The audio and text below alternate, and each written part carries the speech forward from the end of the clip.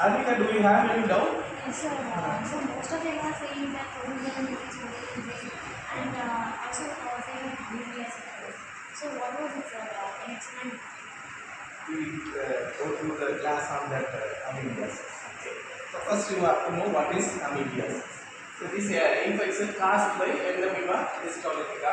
So this is transmitted through fecal as well as oral food. Drugs which are used for the treatment of amoebeiasis are called as anti-amoebic drugs. Normally we will, if you go to any medical shop, you will ask the amoebic drugs, anti-amoebic drugs. They will give one drug, flagellum. You might have heard about that one. The active ingredient that is present in that one is metronidazole. So we will see the classification of that anti-amoebic drugs.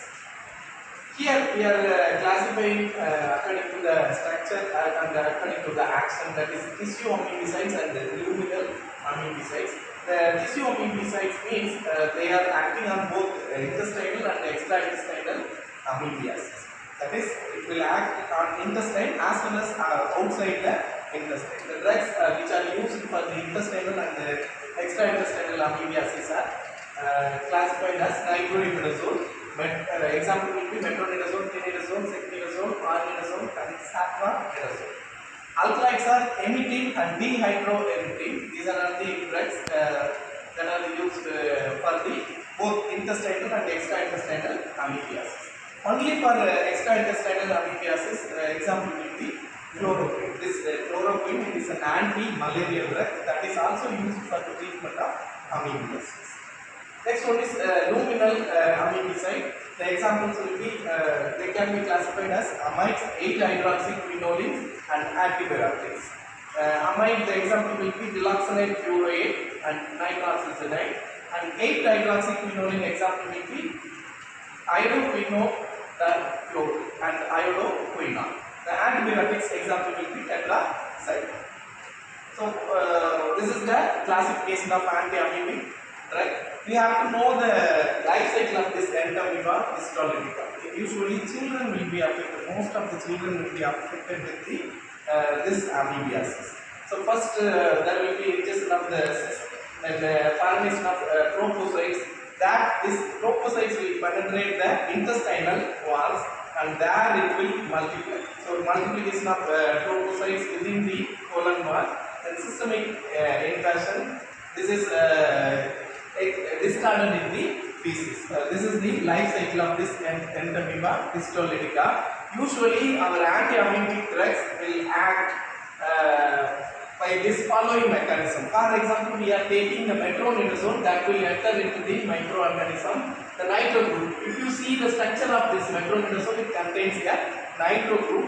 That nitro group is reduced by the peridoxins, so it will be converted into active metabolite that damages the microbial DNA, which will cause the death of the organism. So this nitro group is responsible for the activity that will be reduced by the peridoxin, so it will be converted into active metabolite and it damages the microbial DNA that causes the death. That cidal effect. Usually cidal means amoebicidal means that will cause the death of the amoebas. Okay, so we will see that this is the structure of metronidazole. Usually the basic nucleus is imidazole. Imidazole, you know the structure of imidazole very well. That is a 5-member ring with the 2 heteroatoms. And nitrogen will be present in first and third position. That one is known as imidazole. Okay, so here the first position it contains CH2 OH, in second position methyl group, and in fifth position nitro group is present. This metronidazole, it is highly effective against Amoeba histolytica, Giardia, Lamblia, and Trichomonas vaginalis. So it is also effective against so many infections. How will you synthesize this metronidazole? So first one will be glyoxal, CHO. That will be added to the ammonia and acetaldehyde.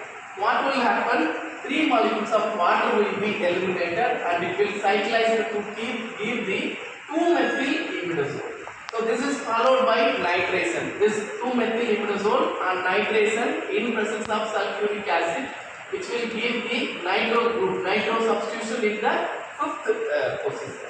So This is followed by attachment of this ClCH2CH2OH. What is this ClCH2CH2OH? Do you know that one?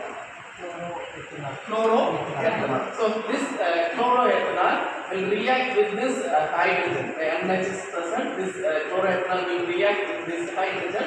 So hydrogen chloride will be eliminated. So what is remaining? CH2CH2OH is present. It will be added here. So this is the structure of metronidazole. So if we are starting with the glyazole, ammonia and acetaldehyde, followed by cyclization, that is the removal of water molecule, and nitration, then addition of chloroethanol will give the metronidazole. Okay, so what are the pharmacokinetics? So there are two things we know that one is pharmacodynamic and another one is pharmacokinetic. So dynamic means what drug does to the body, kinetic means what body does to the drug. So after taking the medicine, it is nearly completely absorbed, distributed, and it will reach the different tissues and fluids of the body. So the therapeutic level can be found in vaginal, seminal fluid, CSF, saliva and breast milk. So after absorption, some part, that is 20%, gets bound to the plasma protein. So this is the pharmacokinetic of this drug. What is the contraindication? Where you should not give this medicine. These things you have to know. See, it is contraindicated for the patients with the neurological problem. Okay, if the person is having any neurological problem or blood dyscrasiasis, at that time also you should not give. That person is having some blood related issues, means you should not give this drug metronidazole. So and pregnant people also you should consult the doctor afterwards only. If it is suggested, then only you can give this medicine to the pregnant people. And if the person is continuously taking the alcohol, at that time also this drug will be avoided. Okay.